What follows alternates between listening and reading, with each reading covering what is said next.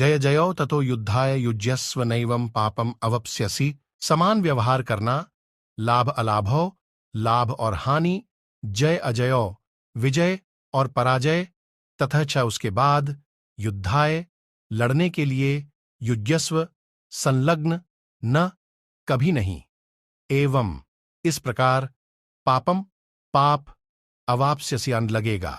इद जय और पराजय को समान मानकर कर्तव्य के लिए लड़ो। इस प्रकार अपनी जिम्मेदारी पूरी करने से आपको कभी पाप नहीं लगेगा।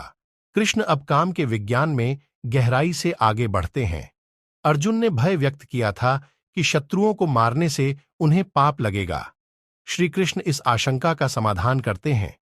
वह अर्जुन को अपने कर्मों के फल की चिंता के बिना अपना कर्तव्य करने की सलाह देते हैं। काम के प्रति ऐसा रवैया उसे किसी भी पापपूर्ण प्रतिक्रिया से मुक्त कर देगा। जब हम स्वार्थ कर्म बनाते हैं जो उनकी बाद की कार्मिक प्रतिक्रियाओं को जन्म देते हैं। माथर श्रुति में कहा गया है, पुण्येन पुण्यलोकम नयति पापेन पापमुभाभ्यमेव मनुष्यलोकम। कर्म बनाते हैं जो उनकी बाद की कार्मिक प्रतिक्रियाओं को जन्म देते हैं। माथर श्रुति में कहा गया है, पुण्येन पुण्यलोकम नयति पापेन पापमुभाभ्यमे जाओगे। यदि तुम बुरे कर्म करोगे तो तुम पाताल में जाओगे।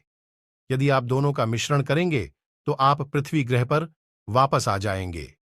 किसी भी स्थिति में हम अपने कर्मों की प्रतिक्रिया से बंध जाते हैं। इस प्रकार सांसारिक अच्छे कर्म भी बंधनकारी होते हैं। इनका परिणाम भौतिक पुरस्कारों के रूप में मिलता है जो हमारे कर्मों के भंडार को बढ़ाते हैं और हमारे कार्य अब कोई कार्मिक प्रतिक्रिया उत्पन्न नहीं करते हैं। उदाहरण के लिए, हत्या एक पाप है और दुनिया के हर देश का न्यायिक कानून इसे दंडनीय अपराध घोषित करता है। लेकिन यदि कोई पुलिसकर्मी अपने कर्तव्य का पालन करते हुए डाकुओं के गिरोह के नेता को मार देता है तो उसे इसके लिए दंडित नहीं किया जाता है। यदि कोई सैनिक युद्ध में शत्रु सैनिक प्रेरित नहीं है, इन्हें देश के प्रति कर्तव्य के रूप में निभाया जाता है। ईश्वर का नियम काफी समान है। यदि कोई सभी स्वार्थी उद्देश्यों को त्याग देता है और केवल सर्वोच्च के प्रति कर्तव्य के लिए कार्य करता है, तो ऐसा कार्य कोई कार्मिक प्रतिक्रिया उत्पन्न नहीं करता है। परिणामों से अलग हो जाएं और केवल अपने कर्तव्य पर ध्यान केंद्रित करें।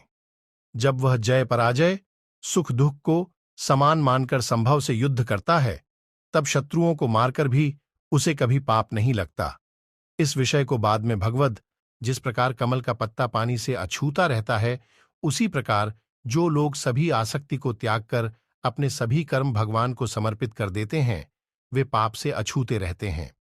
आसक्ति रहित कर्म के बारे में गहन निष्कर्ष निकालने के बाद श्री कृष्ण अब कहते हैं कि वे कर्म विज्ञान को विस्तार से समझाएंगे, जिससे कि उन्होंने जो कहा है उसके पीछे का तर्क उजागर